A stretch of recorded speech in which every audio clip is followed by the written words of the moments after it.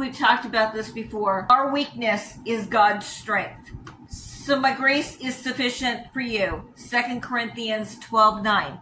Don't wait until you get it all together, because God works best in your imperfections.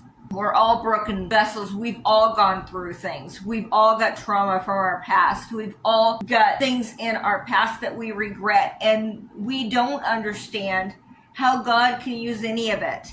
We don't understand how God can use us after we've made so many mistakes, and how we've doubted Him, and how we've gone through the darkness, and we have been so hurt and so brokenhearted. But God can use you. No matter what's happened in your past, no matter what mistakes you've made, what relationships you've been in, and what people have said about you, God can use you. Even if you don't think you're talented, even if you don't think that you have gifts and talents, God can still use you.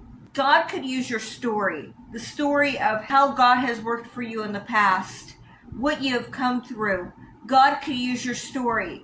Even if you don't think that you have anything to offer, you have your story, you have your testimony. And God is going to use you as long as you are a willing vessel, as long as you are willing to let Him come into your life and to use you as a willing vessel to help other people. And then God can multiply small beginnings. Zechariah 4:10 says, "Do not despise small beginnings. Start where you are and He'll take you further."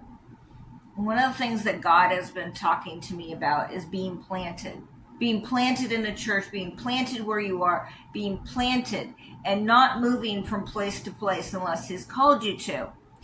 And one of the things that we have to do is, if we think that God has called us to do something and we do it and it doesn't turn out the way we think it should, that doesn't necessarily mean that God is saying no.